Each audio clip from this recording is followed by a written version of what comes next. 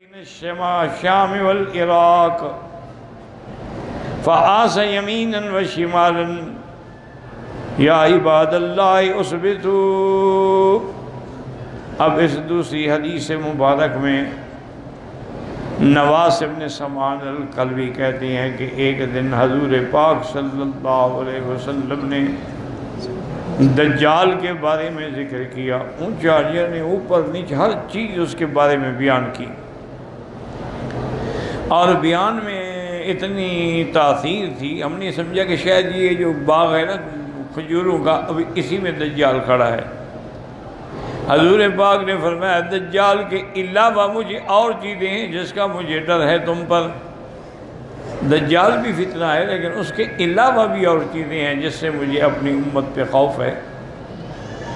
فَإِن يَخْرُجْ وَأَنَا فِيكُمْ، اگر دجال نکلا اور میں موجود ہوا، میری زندگی میں آیا، پھر تو میں ہی اس کا مقابلہ کروں گا، میں ہی کافی ہوں۔ لیکن اگر وہ نکلا اور میں موجود نہ ہوا، یعنی میری موت کے بعد، وفات کے بعد آیا، تو پھر ہر بندہ جو ہے وہ اپنی طرف سے اس کا دفاع کرے گا۔ اللہ تبارک و تعالیٰ میرے خلیفہ ہیں، ہر مسلمان پر نگہبان ہیں، نگران ہیں، اللہ مدد فرمائیں گے۔ آپ نے فرمایا کہ میں تمہیں اس کی نشانیاں بتا دیتا ہوں کہ وہ ایک نوجوان ہوگا، اس کے بال جو ہیں نا وہ گھنگرالے ہوں گے، اور ایک آنکھ اس کی ایسے باہر نکلی ہوگی جیسے چھوٹا سیب کا دانہ ہوتا ہے، اور شام اور عراق کے درمیان سے وہ نکلے گا۔ اس کے بعد پھر وہ یمین شمال ساری دنیا میں جائے گا، کیونکہ دجال جو ہے وہ پوری دنیا میں جائے گا۔ اس کو جیسے کہ ابلیس لعین کو اللہ نے استدراجی قوت عطا فرمائی ہے کہ وہ جہاں چاہے جا سکتا ہے، اسی طرح دجال کو بھی ایک استدراجی قوت ہوگی کہ وہ بھی جہاں جائے جا سکتا ہے۔ تو ساری دنیا کو نعوذ باللہ وہ پھرے گا، اور ایک قوت اس کے بعد یہ بھی ہوگی کہ وہ زمین کو اگر آرڈر کرے گا، حکم کرے گا کہ اخرجی کنوزہ، کہ اپنے خزانے باہر نکالو، تو زمین کے اندر جو بھی دفن ہے، موتا ہے یا سونا چاندی ہے، سب باہر پڑا ہوگا، اور دریاؤں کو جو خشک ہو چکے ہیں حکم کرے گا چلو تو وہ چل پڑیں گے۔ یعنی اس کے پاس یہ قوت ہوگی استدراجی، اسی کو دیکھ کے لوگ جو ہے وہ گمراہ ہوں گے اور زیادہ سے زیادہ برباد ہوں گے، اور اصل اس کا جو ہے وہ یہود سے ہوگا۔ اور اس کے بعد حضور نے فرمایا کہ وہ اس میں یعنی جب مکہ اور مدینے کا رخ کرے گا نا تو اس میں وہ نہیں داخل ہو سکے گا۔ لا يدخلها الطاعون ولا الدجال، حضور نے فرمایا نہ تو طاعون کی بیماری داخل ہوگی اور نہ ہی دجال آئے گا۔ علی انقابها الملائکہ، مکے اور مدینے کی سرحد پر، اس کے حرم کی حدود پر اللہ کے فرشتے پہرا دے کے کھڑے ہوں گے، اگر وہ آنے کی کوشش کرے گا تو اس کو بھگا دیں گے۔ تو اس لیے مکہ اور مدینہ منورہ میں دجال داخل نہیں ہوگا۔ اور اس کے بعد حضور نے فرمایا کہ وہ جب رہے گا تو تم لوگ اپنے عقیدے پہ، اپنے ایمان پہ پکے رہنا۔ قلنا یا رسول اللہ بالبسہ فی الارض، ہم نے پوچھا کہ حضور وہ کتنا عرصہ رہے گا؟ قال 40 یوما، 40 دن، لیکن وہ دنوں کا فرق ہوگا۔ یومن کا سنۃ، وہ ایک دن سال کے برابر ہوگا، اور یومن کا شہر، دوسرا دن جو ہے وہ مہینے کے برابر ہوگا، وہ یومن کا جمعہ، اور تیسرا دن جو ہے وہ ایک ہفتے کے برابر ہوگا، وہ سائر ایام ہی کا ایام، باقی ہے وہ ایسے دن ہوں گے جیسے تمہارے ہیں۔ قلنا یا رسول اللہ فذاک الیوم الذی ہوا وکثرۃ یکفینا فیہ صلاۃ یوم ولیلۃ قال لا اقدر له قدرا۔ تو سب سے دیکھیں نا کہ صحابہ کا کتنا بڑا ایمان ہے۔ ان کو فکر یہ تھا کہ حضور جب ایک دن سال کے برابر ہوگا تو ہم نمازیں کیسے پڑھیں گے؟ نمازیں ایک دن کی پڑھیں گے، سال کی پڑھیں گے، کیسے پڑھیں گے؟ تو حضور پاک نے فرمایا کہ نہیں، نمازیں تم اپنے اندازے کے مطابق ٹائم سیٹ کرو گے تو اس کا تک اندازہ کر لو گے کہ اتنے گھنٹے دن ہے، اتنے گھنٹے رات ہے، تو یہ دن کی نمازیں ہیں اور یہ رات کی نمازیں ہیں۔ وہ نمازیں آپ کو 5 ہی پڑھنی ہوں گی اور اپنے اندازے سے پڑھنی ہوں گی۔ اس کے مطابق یعنی ایک ایسی بات بھی ہے کہ جیسے اب آپ ناروے وغیرہ جائیں نا جی، تو اس کے بالکل قریب وہ جگہ ہے جہاں پر دن اور رات جو ہے نا جی وہ 6 مہینے کے ہوتے ہیں. 6 مہینے کا دن ہوتا ہے اور 6 مہینے کی رات ہوتی ہے. تو وہ لوگ جو ہیں وہ بھی پھر اندازہ کر کے جو مسلمان ہیں نمازیں پڑھتے ہیں ان کو اندازہ کرنا پڑتا ہے، یا ان کو یہ کرتے ہیں کیونکہ قاعدہ یہ ہوتا ہے کہ اقرب المطالع کہ بھی اس کے قریب کون سا ملک ہے جس کے اوقات کو دیکھ کے آدمی تقدیر اندازہ کرے گا. تو آپ نے فرمایا تم بھی اندازہ کر کے نمازیں پڑھو گے. نماز تو ایسی عبادت ہے کہ وہ کسی حال میں بھی نہیں چھوڑی جا سکتی. اور اس کے بعد آپ صحابہ نے پوچھا وَإِسْرَاعُهُ فِي الْأَرْضِ قَالَ كَالْغَيْثِ اسْتَدْبَرَتِ الرِّيحُ. صحابہ نے پوچھا حضور وہ کتنی یعنی تیز سفر کرے گا؟ اور میں یوں سمجھ لو کہ جیسے بادلوں کے پیچھے ہوا لگی ہوتی ہے نا، بادل بھاگ رہے ہوتے ہیں، ایسے وہ چلے گا. قَالَ يَمُرُّ بِالْحَيِّ وَيَدْعُوهُمْ وَيَسْتَجِيبُ لَهُ. وہ کسی قبیلے پہ گزرے گا تو ان کو بلائے گا کہ تم مجھ پر ایمان لے آؤ. وہ اس پر ایمان لائیں گے تو وہ کہے گا اچھا آسمانوں سے بارش برسو تو بارش شروع ہو جائے گی. وَالْأَرْضَ فَتَنبُتُ زمین سے کھیتیاں نکل پڑیں گی، برکات ظاہر ہو جائیں گے. وَتَرُوحُ عَلَيْهِمْ صَارِيَةٌ مِثْلُ مَا كَانَ زَرِيعًا وَأَمَدَّهُ خَوَاصِرًا وَأَصْبَغَهُ ذُرُوًا. اب ان کے جانور جب جائیں گے وہ چل کے اپنے پیٹ بھر کے آئیں گے، ان کے پیٹ بھرے ہوں گے، پسلیاں باہر یعنی پیٹ باہر نکلے ہوں گے، اور ان کے تھن جو ہے دودھ والے وہ بھی بھر چکے ہوں گے دودھ سے. وَيَمُرُّ بِالْحَيِّ فَيَدْعُوهُمْ وَيَرُدُّونَ عَلَيْهِ قَوْلَهُ. اور دوسرے قبیلے پہ گزرے گا، ان کو دعوت دے گا لیکن وہ اس کی بات نہیں مانیں گے. فَتَتْبَعُهُ أَمْوَالَهُمْ فَيُصْبِحُونَ مُمَحَّلِينَ لَيْسَ مِنْ أَمْوَالِهِمْ شَيْءٌ. تو وہ نعوذ باللہ اشارہ کرے گا تو ان کے سارے مال شال سب ختم ہو جائیں گے. وَيَمُرُّ بِالْخَرْبِ يَقُولُ لَهَا. زمین ایسی جو ویران پڑی ہوگی، اجڑی ہوئی خشک زمین پڑی ہوگی، اس کو کہے گا اخرجی کنوزک، اپنے خزانے نکالو. وَتَتْبَعُهُ كُنُوزُهَا كَيَعْصِيبِ النَّحْلِ. زمین کے خزانے نکل آئیں گے اور وہ اس کے پیچھے ایسے چلیں گے جیسے شہد کی مکھیاں آتی ہیں. كَانَ وَيَأْمُرُ بِرَجُلٍ فَيُقْتَلْ فَيَضْرِبُهُ بِالسَّيْفِ فَيَقْطَعُهُ جَزْلَتَيْنِ رَمِيَةَ الْغَرَضِ. ایک آدمی کو بلا کے حکم دے گا کہ اس کو قتل کرو، 2 ٹکڑے کر دے گا، 2 ٹکڑوں میں اتنا فاصلہ ہوگا، پھر بلائے گا تو آ جائے گا زندہ ہو کے. ثم يدعوه ويكبر إليه فبينما هم على ذلك إذ بعث الله عز وجل المسيح عيسى ابن مريم. اب یہی دور ہوگا دجال کے فتنے کا زور ہوگا، اور حضرت عیسیٰ ابن مریم علیہ السلام جو ہیں وہ اللہ کے حکم سے آسمانوں سے اتریں گے. چونکہ عیسیٰ علیہ السلام آسمانوں پہ ہیں، زندہ ہیں، موجود ہیں، اور اللہ کے حکم سے ان کو زندہ اٹھایا گیا، اور اسی طرح وہ زندہ اتریں گے. جب اتریں گے تو وہ آئیں گے کہاں؟ عند المنارۃ البیضاء شرقیہ دمشق. دمشق کی ایک مسجد کے شرقی مینارے پہ اتریں گے. بین معروضتین واضعا یدیہ علی اجنحۃ ملکین. 2 چادریں آپ نے پہنی ہوں گی اور 2 فرشتوں کے کندھوں پہ ہاتھ رکھا ہوگا. فَيَتْبَعُهُ فَيُدْرِكُهُ فَيَقْتُلُهُ عِنْدَ بَابِ لُدِّ الشَّرْقِ. یہاں اختصار ہے، تفصیل اس کی یہ ہے کہ جب حضرت عیسیٰ علیہ السلام آئیں گے اور وہ اتریں گے تو میرے آقا نے فرمایا گویا کہ میں دیکھ رہا ہوں کہ عیسیٰ علیہ السلام جب آئیں گے تو ان کے بالوں سے پانی ٹپک رہا ہوگا، یعنی ابھی ابھی وہ جنت سے غسل کر کے آ رہے ہوں گے. اور اس کے بعد مہدی، امام مہدی جو ہیں وہ مصلی پہ کھڑے ہوں گے. کیونکہ ظہور مہدی جو ہے وہ پہلے ہوگا اور نزول عیسیٰ ابن مریم بعد میں ہوگا. تو اور یہ مہدی وہ ہے جس کی بشارت حضور نے دی ہے کہ وہ میری نسل سے ہوگا، اس کا نام میرے نام پہ ہوگا، اس کے باپ کا نام میرے باپ کے نام پہ ہوگا، اس کی ماں کا نام میری ماں کے نام سے ہوگا، اور ما بین الرکنین حجر اسود اور رکن یمانی کے درمیان میں کھڑے ہو کے وہ اپنے مہدی ہونے کا اعلان کرے گا، اور پھر دنیا اس کے ہاتھ پہ بیعت کرے گی. تو ان کا دور چل رہا ہوگا.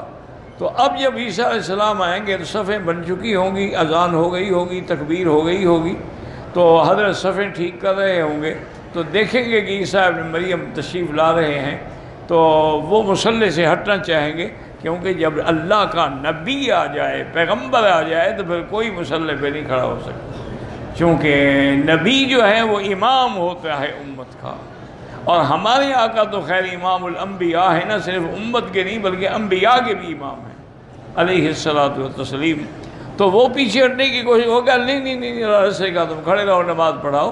اس وقت میں بحیثیت نبی کوئی شریعت لے کے نہیں آیا، بلکہ میں محمد مدنی کا امتی بن کے آیا ہوں، اور میں ان کی شریعت پہ چلوں گا، اس لیے پہلی نماز میں ان کی اقتداء میں پڑھنا چاہتا ہوں۔ تو حضرت عیسیٰ علیہ السلام ان کے پیچھے نماز پڑھیں گے، اور پھر عیسیٰ علیہ السلام تقریباً حضور نے فرمایا کہ 40 سال زندہ رہیں گے زمین پر، اور آپ حکم دیں گے بھی تلاش کرو دجال کہاں ہے۔ تو دجال جو ہے وہ باب لد جو ہے یہ اسرائیل میں اب بھی وہ جگہ بڑی مشہور ہے، وہیں آ کے یہ عبادت کرتے ہیں یہودی، چونکہ دجال یہودی ہوگا نا، وہ ان کا امام ہے نا، تو اس کے آنے کی انتظار میں ہے یہ کہ وہ دجال کب آئے گا۔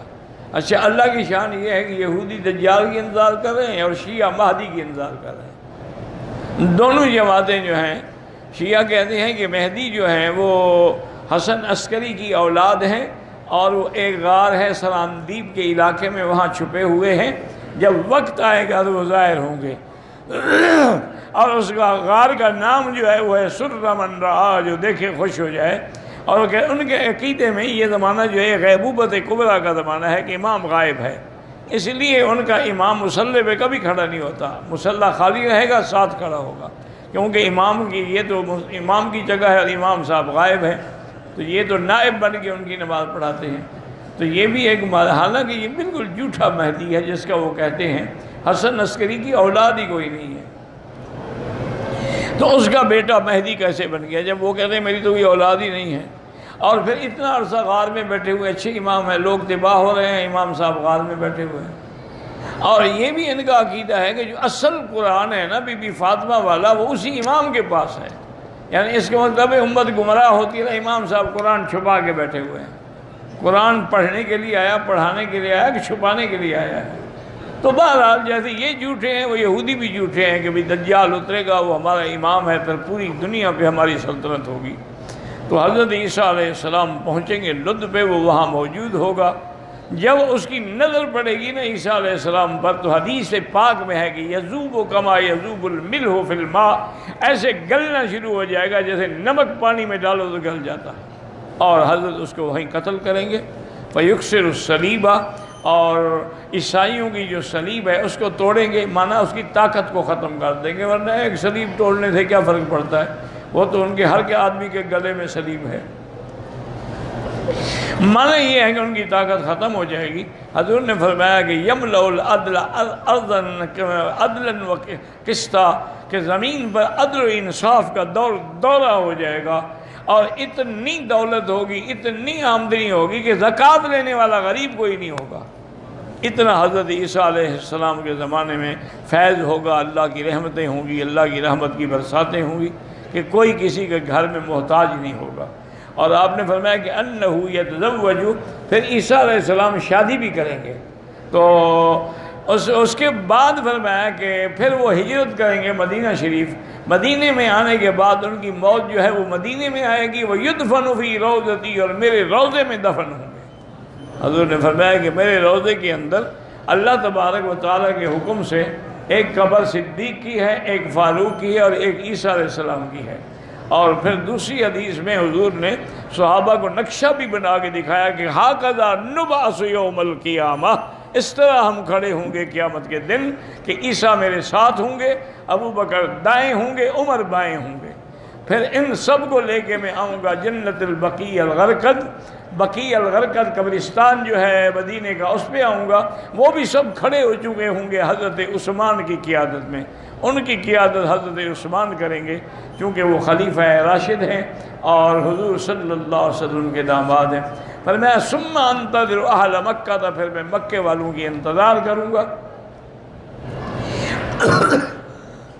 پھر مکے والے بھی پہنچ جائیں گے، اجعلہم علی یمینی، ان کو میں دائنے ہاتھ پہ، مدینے والوں کو بائیں ہاتھ پہ۔ تو صحابہ نے پوچھا حضور ہمیں بائیں ہاتھ پہ کیوں رکھیں گے؟ آپ نے فرمایا مکے والے تو مہمان ہوں گے، تم تو گھر والے ہو، تو مہمان کی تکریم کرنی پڑتی ہے۔ پھر مکے والوں نے سب سے پہلے قربانی دی، سب سے پہلے اسلام لائے، سب سے پہلے میرے لیے جانیں قربان کی، تو ان کا حق جو ہے وہ اسی طرح بنتا ہے۔ پر میں ثم اسوقہم الی المحشر، پھر ان سب امت کو لے کے میں شام کی طرف چلوں گا، اور شام میں ہی میدان قیامت قائم ہوگا، وہاں حضور صلی اللہ علیہ وسلم تشریف لائیں گے۔ اللہ تبارک و تعالی ہر مسلمان کا خاتمہ ایمان پہ فرمائیں، اور سرکار دو عالم صلی اللہ علیہ وسلم کی شفاعت نصیب فرمائیں۔ اب جناب فرماتے ہیں کہ جب ہوتے ہیں قال فبینما ہم کذالک اذ اوحی اللہ عز وجل الی عیسیٰ ابن مریم علیہ السلام انی قد اخرجت عبادا من عبادی لا یدان لک بقتالہم فحرر عبادی الی الطور۔ اللہ پاک کی طرف سے وحی آئے گی عیسیٰ علیہ السلام کو کہ میرے کوئی مخلوق ہے، میرے بندے ہیں، وہ اپنی اس دیوار سے اس قید کو توڑ کے نکل آئے ہیں، تم ان کا مقابلہ نہیں کر سکتے، تم اپنے بندوں کو لے کے جبل طور کی طرف تشریف لے جائیں۔ فَيَبْعَثُ اللَّهُ عَزَّ وَجَلَّ يَأْجُوجَ وَمَأْجُوجَ، وَيَأْجُوجَ وَمَأْجُوجَ جو ہیں وہ ظاہر ہوں گے، جیسے اللہ فرماتے ہیں مِنْ كُلِّ حَدَبٍ يَنْسِلُونَ۔ ینسلون کا معنی یاد رکھو ہوتا ہے کہ تیزی سے اترنا، اسی لیے بچے کو کہتے ہیں نسل، ہماری اردو والے پنجابی میں کہتے ہیں یار یہ بڑی حرام کی نسل ہے، یہ بڑا حلال کی نسل ہے۔ تو نسل بچے کو کیوں کہتے ہیں کہ وہ بھی جلدی جلدی ماں کے پیٹ سے باہر آتا ہے۔ اور اسی طرح ایک حدیث میں ہے کہ صحابہ نے کہا کہ یا رسول اللہ، صحابہ کے شکونا بالضعف الی رسول اللہ صلی اللہ علیہ وسلم نے فرمایا کہ بڑی کمزوری اور ویکنس ہے، بدن میں ہمت نہیں، طاقت نہیں ہے۔ آپ نے فرمایا علیکم بالنسل، تیز تیز چلا کرو۔ تو حضور پاک نے کمزوری کا علاج کیا بتایا کہ تیز سے، آج دنیا کہہ رہی ہے واک کرو واک کرو واک کرو، یہ تو 1400 سال پہلے حضور نے فرمایا علیکم بالنسل۔ اور یہ بھی چل کے بھی دکھایا کہ پاؤں کا اگلا حصہ اس پہ زیادہ زور دو، پیچھے والے پہ کم زور دو۔ تو یہ وہی حدیثیں پڑھ کے جو غرض بناتے ہیں نا کہ بھی اس طرح دوڑنے میں زیادہ آسانی رہے گی۔ اصل بات تو وہ ہے جو آقا نے فرمائی ہے صلی اللہ علیہ وعلا آلہ وصحبہ وسلم تسلیما کثیرا کثیرا۔ وَيَرْغَبُ عِيسَىٰ وَأَصْحَابُهُ إِلَى اللَّهِ عَزَّ وَجَلَّ، حضرت عیسیٰ اور ان کے ساتھی اللہ سے دعا کریں گے کہ یا اللہ اس آفت کا مقابلہ ہم نہیں کر سکتے۔ فَيُرْسِلُ عَلَيْهِمْ نَغْفًا فِي رِقَابِهِمْ، اللہ ایک پھوڑا بھیجیں گے ان کی گردن میں، فَيُصْبِحُونَ فَصَّاءَ كَمَوْتِ نَفْسٍ وَاحِدَةٍ، وہ ایسے پڑے ہوں گے جیسے ایک بندہ، ایسے سب کے سب یکدم مر جائیں گے۔ فَيَحْبِطُ عِيسَىٰ وَأَصْحَابُهُ وَلَا يَجِدُونَ فِي الْأَرْضِ بَيْتًا إِلَّا قَدْ بَنَاهُ زَعَمَهُمْ وَنَتْنَهُمْ۔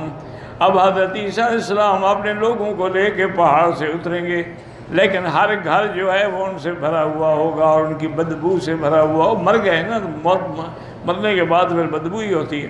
وَيَرْغَبُ عِيسَىٰ صَحَابُ اللَّهِ عَزَّ وَجَلَّ، پھر عیسیٰ علیہ السلام اور ان کے صحابہ دعا کریں گے اللہ سے، فَيُرْسِلُ اللَّهُ عَلَيْهِمْ طَيْرًا كَأَنَّهُ الْبُخْتُ، اللہ پرندے بھیجیں گے، بڑے بڑے پرندے ہوں گے، اور ان کی ایسے اونٹ کوہان ایسے ہوگی جیسے اونٹ کی کوہان ہوتی ہے۔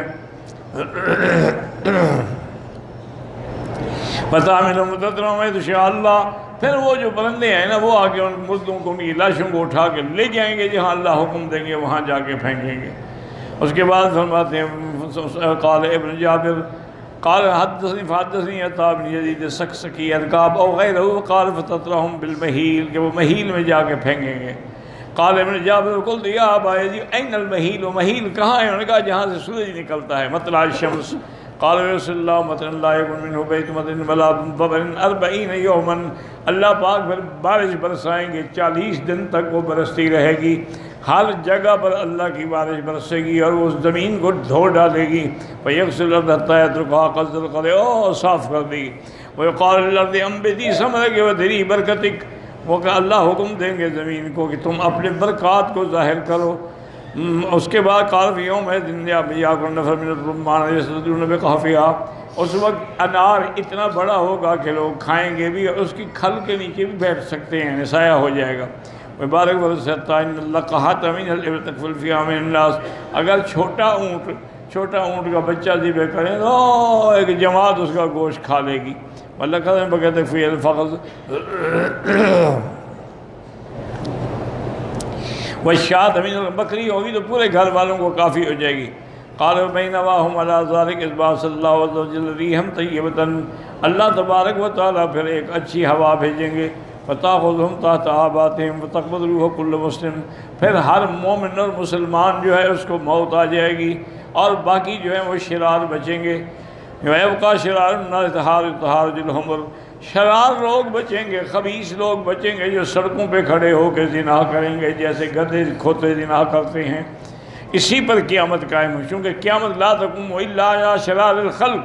اور ایک حدیث میں لا تقوم الساعة حتى لم تقل في الارض اللہ اللہ اللہ، قیامت قائم نہیں ہوگی جب تک کہ زمین میں کوئی بندہ اللہ اللہ کہنے والا نہ ہو. جب ہوگا تو قیامت نہیں آئے گی، جب سب پہ موت آ جائے گی پھر قیامت آئے گی. انفرد اخراجہ مسلم دون البخاری ورواہ ما بقیت اہل السنن من طرق عبد الرحمن بن یزید بن جابر بہ وقال الترمذی حسن صحیح واللہ اعلم.